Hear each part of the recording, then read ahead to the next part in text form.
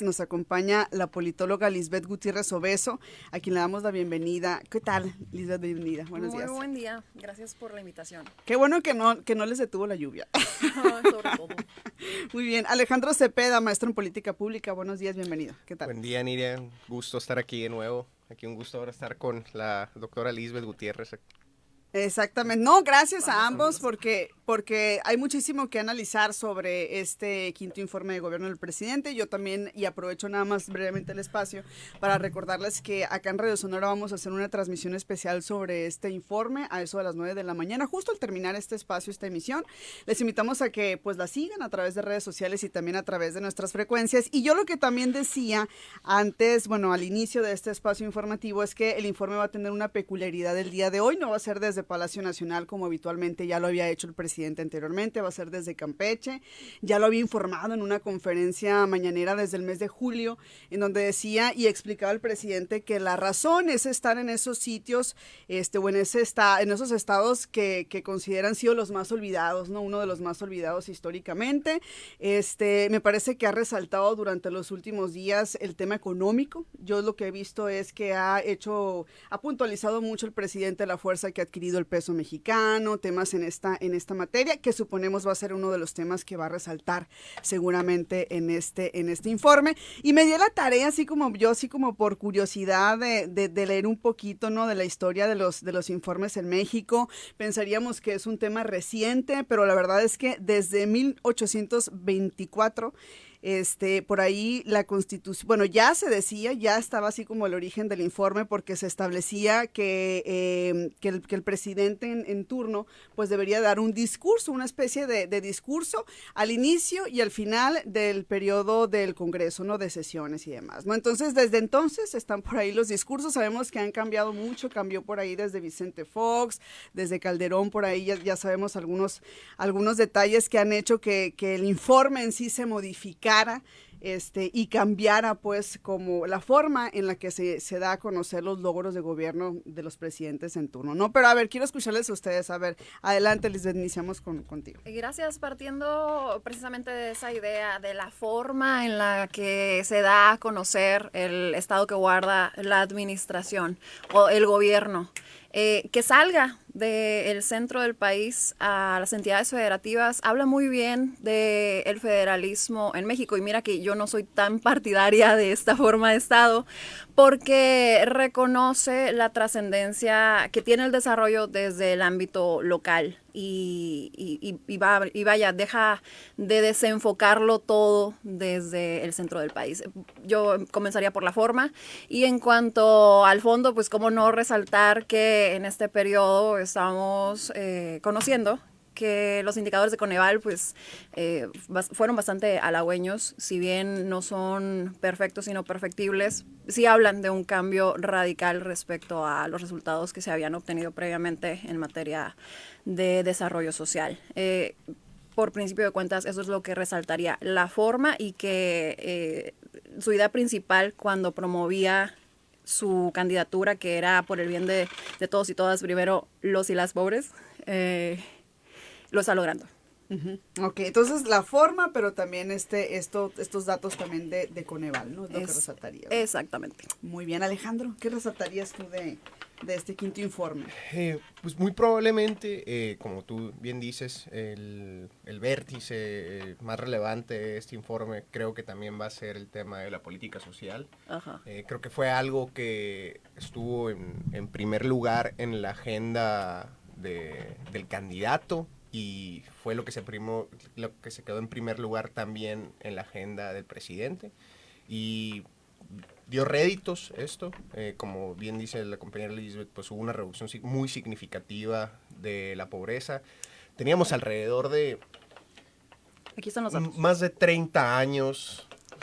Teníamos alrededor de 30 años con la misma política social, ¿no? Que esta básicamente era transferencias sociales condicionadas. Recordemos los programas insignias, ¿no?, de los gobiernos pasados, que era Solidaridad, Progresa, Prospera, Oportunidades, ¿sí? No en ese orden, pero eran los 4 programas insignias de transferencias sociales condicionadas, ¿sí?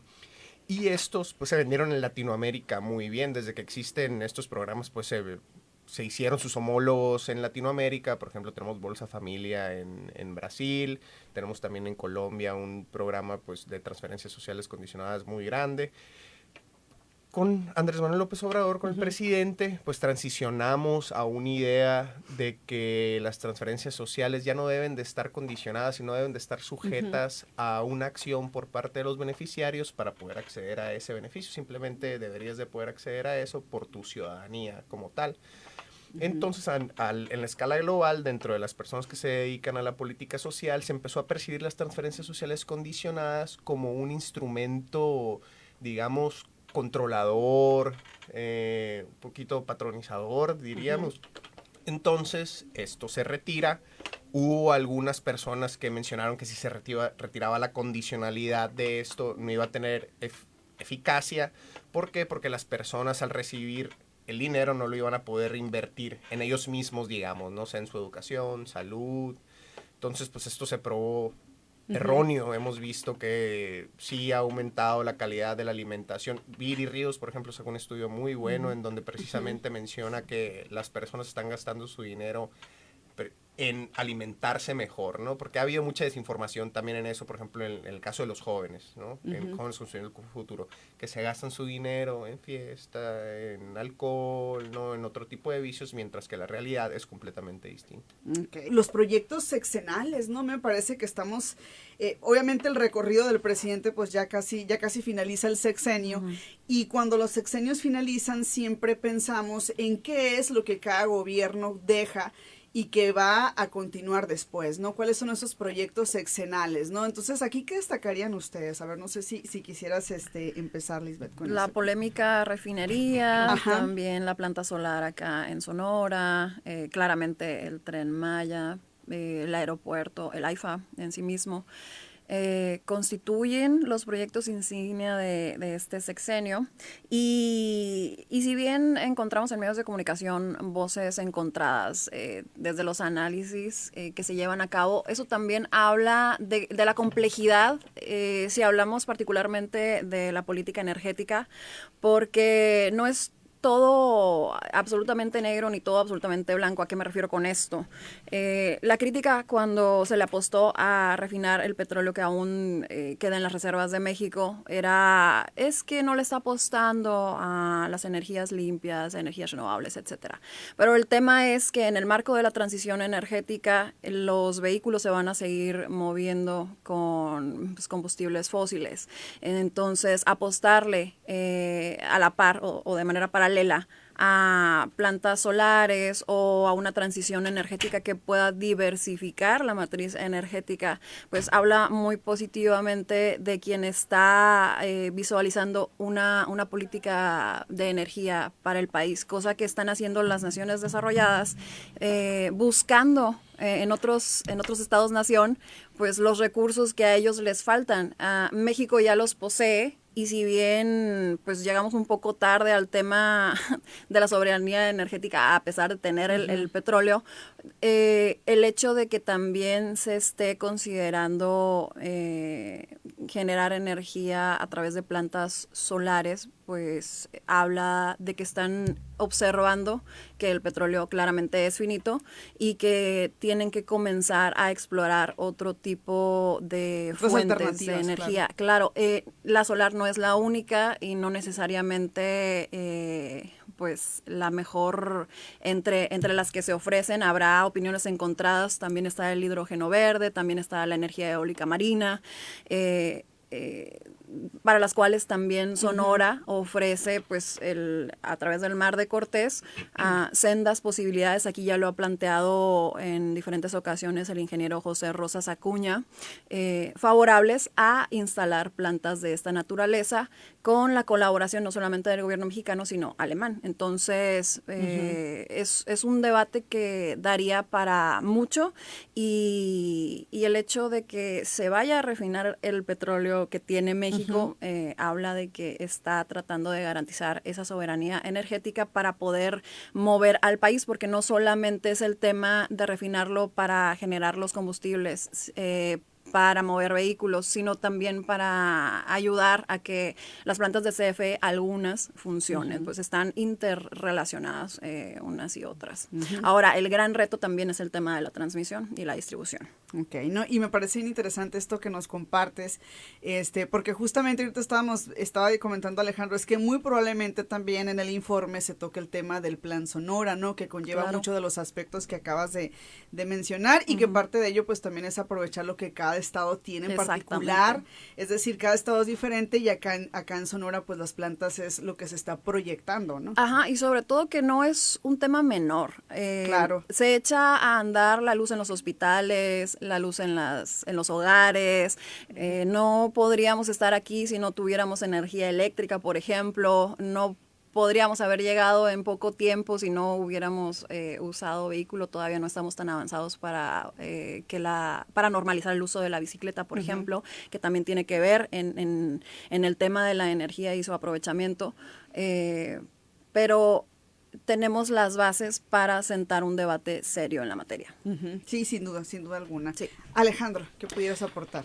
Definitivamente lo que ha robado los titulares en cuestión de los megaproyectos ha sido el Tren Maya, ¿no? Aún así, considero que lo que va a tener más, digamos, relevancia histórica, y esta es mi opinión, creo que sería el tren transísmico, ¿no?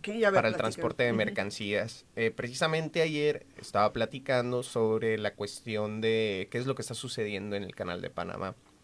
Sí, en el Canal de Panamá bajaron las aguas que pasan por ahí, sí, un fenómeno natural, sí, y redujeron la cantidad de barcos que podía pasar por ahí y también ciertas especificaciones de barcos que podían pasar por ahí. Entonces, no visualizamos que el 14%, alrededor del 14% del comercio marítimo mundial pasa por ahí y utiliza el Canal de Panamá, ¿no? Esa es la relevancia. Entonces, definitivamente, la cadena de suministros globales se va a ver afectada por el hecho de que no puedan pasar barcos por el Canal de Panamá y por lo tanto subirán los precios para nosotros y por lo tanto las economías van a sufrir. Entonces, ¿hay alguna otra alternativa para el Canal de Panamá dentro de Latinoamérica? No la existe. Entonces el tren transísmico va a venir a solucionar esos temas.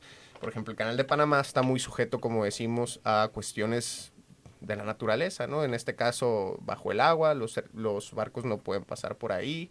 En el caso del tren transísmico, conectaría el Pacífico con el Atlántico, y entonces ya pudieran trasladarse todas las mercancías también por ahí. Entonces creo que en materia económica, el hacer un corredor fiscal de esa forma que pasa por México va a detonar toda esa región.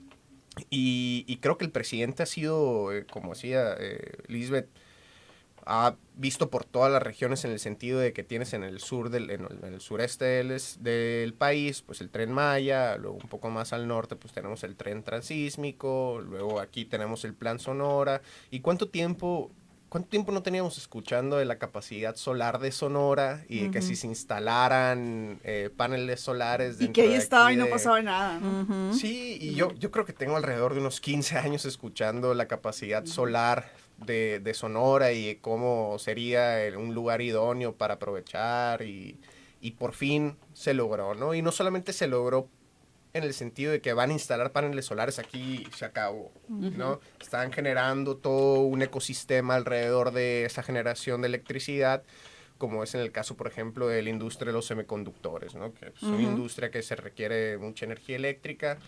Por otro lado, pues empresas importantes automotrices están viniendo a México, que me parece una idea muy interesante. Siento pues que nosotros somos algunos de los fabricantes automotrices más importantes del mundo.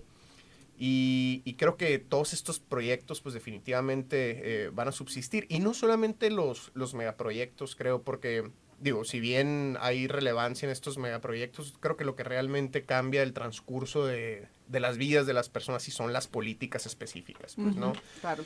Por ejemplo, en la particular, creo que las pensiones, el aumento en las pensiones fueron una enorme ganancia para los adultos mayores y para todos en lo general, ¿no? El hecho de que se hayan constitucionalizado los programas sociales también creo que es algo es algo que va a afectar en un futuro a todos. Se habló al inicio, recuerdo, del sexenio, que hubo un tema medio complicado, inclusive provocó la renuncia de un secretario de Hacienda, recordemos a Ursúa, que habló sobre que los programas sociales que tenía el presidente no podían ser financiados sin una reforma fiscal prudente. Entonces, recordemos también que él renunció por la negativa del presidente de hacer una reforma fiscal. Entonces él no sabía o no entendía cómo pretendían financiar un proyecto social tan grande con los mismos ingresos que estaban recibiendo en ese momento. El presidente lo comentaba y decía que lo haría mediante el combate a la corrupción. Y hasta la fecha, pues definitivamente lo logró sin hacer una reforma fiscal grande, que eso no estoy diciendo que no se deba hacer, ¿no? Yo creo que sí es importante hacer una reforma fiscal, sobre todo una reforma fiscal progresiva que cobre menos a los que menos tienen y cobren más a los que más tienen, ¿no? Imaginemos las posibilidades de que si tenemos una política social que ha funcionado, imaginemos hasta dónde podemos llegar con una reforma fiscal. Imaginemos, por ejemplo, el aumento en las pensiones que podemos tener. Imaginemos las transferencias sociales a los jóvenes que podemos tener si somos más prudentes con una buena reforma, ¿no? Entonces creo que sí hay un potencial enorme para crecer. El presidente cada año está aumentando las pensiones e incluso creo que pueden seguir si se hace esto dentro del próximo o en los 2 años con el nuevo o la nueva presidenta. Sí, y eso es bien importante, ¿no? Yo considero que la gente no le va a gustar perder lo que ya se ha ganado, claro, no, y son temas que se tienen que analizar para poder darle continuidad y para que se puedan sostener, ¿no? Entonces sí me parece que en ese punto en específico tendríamos que ponerle mucho ojo y revisar muy bien entonces cuál va a ser la continuidad o qué van a ofrecer las personas que pues aspiren a gobernarnos próximamente en ese sentido, porque la gente definitivamente ha esperado mucho tiempo por tener esos aumentos, por tener esos programas y no los van a querer evidentemente pues perder, ¿no? No, pero bueno, yo les cedo el uso de la voz a Lisbeth, ¿qué podrías comentar? Y en lo inmediato para las juventudes, porque ¿verdad? Forma parte de la agenda de lo que constituye la cuarta transformación, no hay que perder de foco que el presidente emanó de una plataforma, de un partido que en realidad lo que hizo fue aglutinar o formalizar con base en las reglas del juego electoral, lo que en realidad constituye un movimiento. Y así es como se identifican las personas que forman parte de su militancia activa, como que están participando no de un partido político, sino de un movimiento. Y eso, de hecho, lo tienen muy claro. De derecho tienen que cumplir las reglas electorales, entonces se inscriben en un partido político para poder contender y hacer realidad las propuestas que trabajan en el marco de su movimiento. En este movimiento, la Ley de Juventudes forma parte de la agenda precisamente porque no ha existido en el país una política pública para las juventudes. Yo hace 20 años, cuando era joven, cuando iniciaba mi juventud, recuerdo que comenzaba a analizar desde las ciencias políticas y la administración pública cuál es el hilo conductor de lo que hace que las juventudes podamos ejercer derechos y quería entender por qué éramos como relegados de la toma de decisiones en el ámbito político. Y bueno, llegaba a la conclusión de que es que no existía, porque no ha existido en realidad como no se ha logrado la inserción en términos igualitarios a partir de que te vuelves ciudadano o ciudadana a los 18 años de edad. Como que se espera que además de tus 18 años tengas otro tipo de credenciales y otro tipo de amenidades en tu biografía para tomar en serio tu participación, cuando paradójicamente la toma de decisiones al ser constituida por personas muchísimo más de edad avanzada, pues afectan tu vida y no necesariamente tomaste tú la batuta de esa conducción del país. Cosa contraria, actualmente existe mucha participación, pese a que no existe una política pública de esta naturaleza, pero la ventaja de que ya está constituyéndose es que puede impulsar derechos para las juventudes, como el de la vivienda, como el del trabajo digno, como el de la participación ciudadana, como el de el derecho al ingreso, por ejemplo. Entre otras necesidades que las personas en sus varios segmentos de juventud pues van teniendo. Ujú. Sí, sí, sí, y que de pronto se vuelven temas tan complejos, tan difíciles también. Por ejemplo, ahorita que mencionas lo de la vivienda, ¿no? ¿Cuántos mensajes yo no he recibido por acá en este tema? Cómo hay una complejidad enorme y se siguen haciendo cambios, pero aún así siento que todavía falta trazar caminos para que para la gente, sobre todo las juventudes, como decías, en diferentes etapas, sea mucho más fácil el acceso, y luego cuando se va diseccionando, por ejemplo, para las mujeres, para ciertas poblaciones, se vuelve todavía más complejo, más complicado. Y es que no hay que perder de vista, al principio cuando participaba y dije que no soy tan fan de la forma de Estado federal, es que se pierde mucho en el debate de cómo solucionar un problema, qué le corresponde a qué orden de gobierno, y además el asunto de que no todas las entidades federativas tienen los mismos recursos naturales o las mismas oportunidades de desarrollar su talento humano en igualdad de circunstancias como federación, pues también provoca que la solución de los problemas se vuelva un poco más lenta la mayoría de las veces. Desde mi punto de vista es por ese orden de gobierno extra que nos regalamos cuando nos independizamos de España. Entonces, si pudiéramos combinar nuestra forma de Estado presidencial con una forma de gobierno un poco menos rebuscada como el federalismo, no me atrevería a decir, pues, unitaria, como tomar las decisiones desde el centro, inventarnos una que en realidad nos funcione a nosotras y nosotros los mexicanos, puede ser regional, yo no sé, lo pongo sobre la mesa, ¿no? Habría que ponderarlo, porque forma parte de cómo sí lograr la solución a los problemas de las juventudes, de las mujeres, de las personas que forman parte de los pueblos originarios, entre otras. Digamos que es la parte transversal para poder solucionar todos los problemas, quizás de cara a un próximo inicio de año electoral.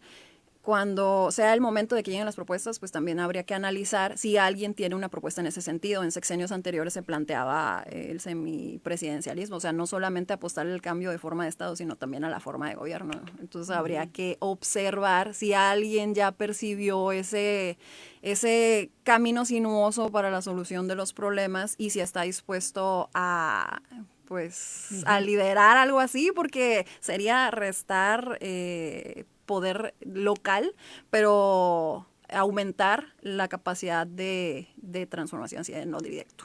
Bien, pues está interesante, ¿no? Este enfoque. Alejandro. Bueno, pues en lo particular yo estoy en mi último año de juventud. Sí, qué triste. Oficialmente. Mira, yo para los estándares también ahí yo ni entro ya, pero es una tristeza. Pero bueno, creo que todavía hay mucho que hacer en materia de juventudes. Definitivamente creo que un paso muy relevante que existe hoy es la secretaria de Gobernación, Luisa María Alcalde, que creo que llegó con 31 años, ¿no? A la Secretaría del Trabajo. Actualmente tiene 36 años. Es la segunda tomadora de decisiones más importante del país. Creo que si ya no está en la categoría de juventud dentro que marca el Instituto Mexicano de la Juventud, de todas formas creo que se puede decir que es una persona muy joven que ostenta una posición muy relevante aquí en el país. Y creo que hay tres cosas que ya tocaron ahorita que aquejan a las juventudes. Uno precisamente son las pensiones, ¿sí? Que las pensiones estaban diseñadas para un tipo de pirámide poblacional, ¿no? Que una pirámide que trabaja, que está hasta abajo, que es la mayor parte de la población, y una punta de la pirámide que son los que reciben las pensiones, ¿sí? Y que es muy poca. Europa, ya vimos que pues, la población envejece, la población ya no quiere estar teniendo tantos hijos como anteriormente, entonces estos modelos poblacionales sufren cambios, por lo tanto las pensiones dejan de funcionar como lo han estado funcionando por tantos años, ¿no? Que es con un sistema como de compartir, digamos, ¿sí? Un sistema de solidaridad intergeneracional, ¿sí? Que es el concepto adecuado para esto. Sí, nosotros trabajamos los jóvenes para poder brindarles una capacidad adquisitiva y una seguridad a las personas que ya trabajaron por nosotros. Entonces eso es un ejemplo de solidaridad intergeneracional.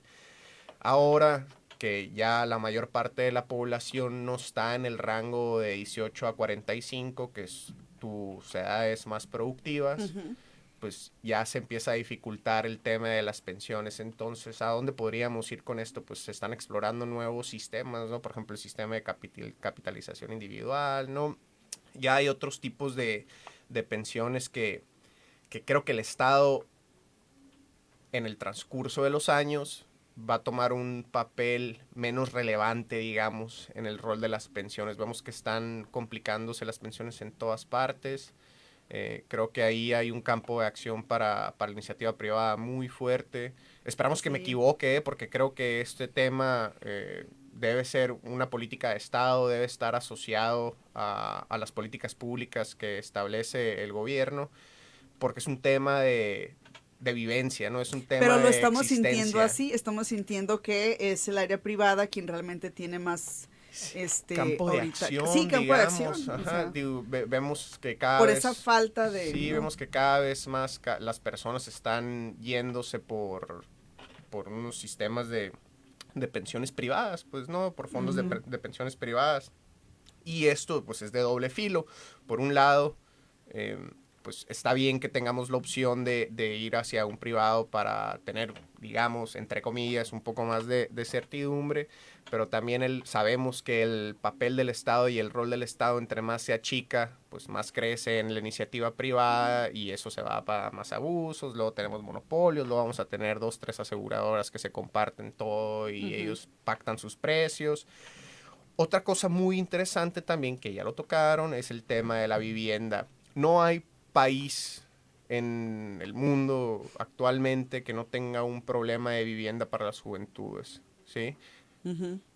Creo que ya hablo por mí, ya hablo por todas las personas que se encuentran a mi alrededor, jóvenes que se encuentran a mi alrededor. Nadie tiene la capacidad de poder acceder a una vivienda, tanto como las tasas de crédito que existen actualmente, ¿sí? Que están por las nubes, como para tampoco tener la capacidad de adquirirla a contado, que creo que muy poca gente tiene la capacidad de adquirir a contado una casa. Entonces hay una perspectiva muy negativa sobre el precio de las casas en contra de la capacidad adquisitiva de las personas.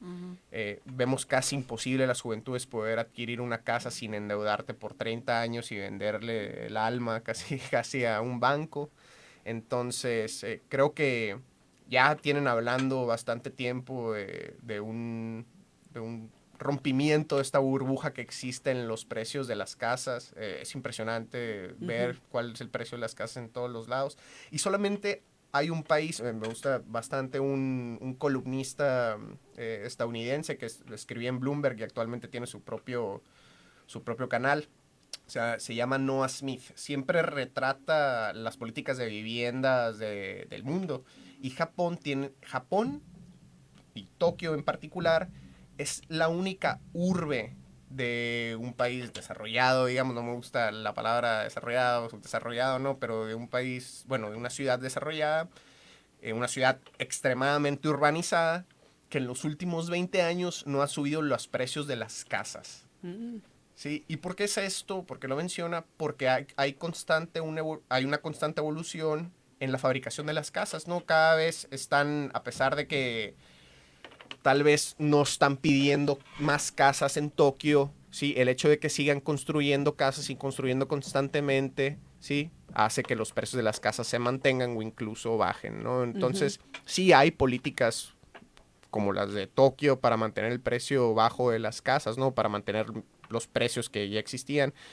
En otros lugares del mundo, España, aquí inclusivemente en Hermosillo, vemos cómo están subiendo los precios de las casas año con año. Creo que estaban subiendo la última vez que revisé como en 10.5%. Entonces, si los salarios no están subiendo a esa velocidad, o si los préstamos no tienen unas tasas de interés que sean pues agradables, digamos, o ad hoc a lo que está ganando las personas, pues nunca vamos a poder adquirir casas. Hay personas que sí lo pueden hacer, las adquieren, ¿sí? Claro. Las ponen a renta, se empieza a especular, vemos todo el tema que está causando Airbnb, por ejemplo, en grandes ciudades como Ciudad de México, Monterrey, Guadalajara, las viviendas se van a pocas manos, y entonces empieza a subir todo, entonces empieza a ser como un ciclo vicioso, ¿no? El hecho de que las personas no pueden adquirir casas.